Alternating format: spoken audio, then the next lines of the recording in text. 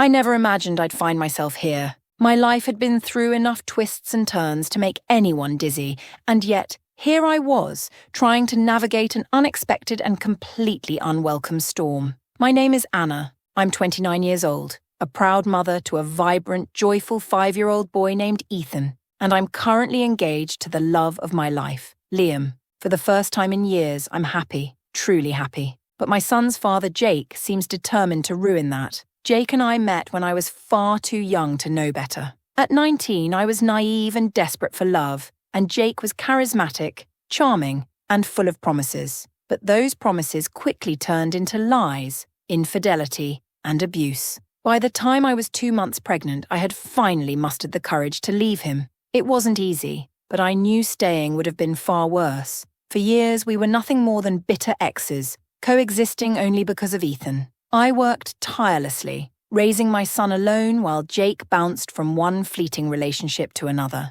He was absent more often than not, and when he was around, his presence was more of a hindrance than a help. Meanwhile, I built a life for myself and my son, piece by piece, until I met Liam. He changed everything. Liam is everything Jake isn't. Kind, patient, loving, and dependable. He's the man I didn't think I deserved but somehow found. He adores Ethan and the feeling is mutual. For the past 1.5 years, we've built a beautiful life together. But as I grew happier, healthier, and more secure, Jake seemed to take notice. At first, I thought the change in his behavior was a fluke. We'd started getting along better for Ethan's sake, occasionally attending his soccer games together or sharing a meal after parent-teacher conferences. It felt like a breakthrough, but then Jake started making comments. Subtle at first, then increasingly blatant. "You've really grown up, Anna," he said one evening after Ethan's game. "I didn't see it before, but you're incredible. You're everything I've ever wanted." I laughed,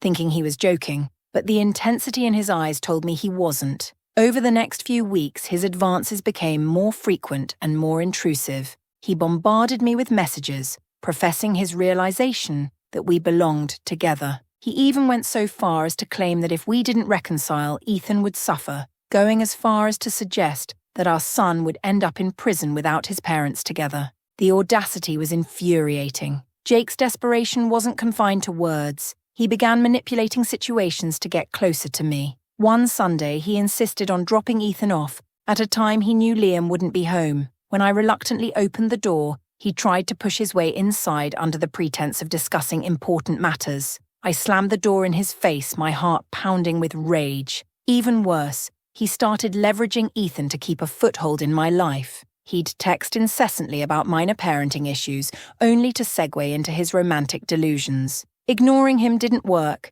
He'd simply escalate his efforts, showing up uninvited or badgering me through mutual acquaintances. Through it all, Liam remained my rock. He listened patiently as I vented my frustrations, offered thoughtful advice, and never once doubted my commitment to him. But even his saint-like patience had its limits. "This has to stop," he said one night after Jake's latest stunt. "We need to set boundaries, Anna, for your sake and Ethan's." Together, we decided to document everything. The messages, the unannounced visits, even the comments Jake made in front of Ethan.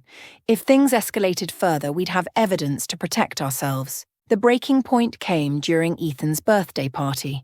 We'd organised a small gathering at a local park, inviting close friends and family.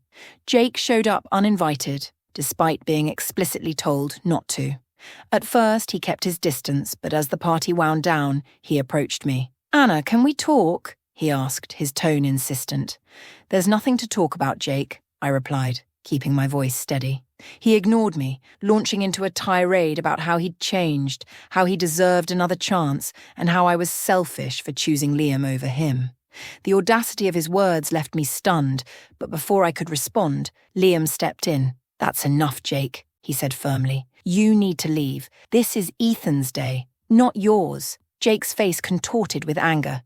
"You're not his father. You'll never be his father." "No, but I love him like he's my own," Liam shot back. "And that's more than you've ever done." The tension was palpable, but Jake finally stormed off, muttering under his breath. I felt a mix of relief and exhaustion. The confrontation had been inevitable, but it was far from the end of the saga. After the party, I filed for a restraining order. It wasn't an easy decision, but it was necessary. Jake's behavior had crossed too many lines, and I couldn't allow him to disrupt our lives any further.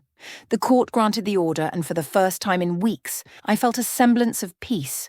Liam and I focused on strengthening our family unit, prioritizing Ethan's happiness and well-being. We explained the situation to him in age-appropriate terms, emphasizing that he was loved and safe. Over time, the chaos Jake had caused began to fade into the background, replaced by the steady rhythm of our new life. Looking back, I'm grateful for the journey, even the painful parts. They taught me resilience, self-worth, and the importance of healthy boundaries. Jake's attempts to insert himself back into my life were a stark reminder of how far I'd come and how much I'd grown. My story isn't unique, but it's a testament to the strength of women who refuse to settle for less than they deserve. To anyone facing a similar situation, know this: you are stronger than you think, and you have the power to create the life you've always dreamed of. Hold on to that truth and never let anyone take it away from you.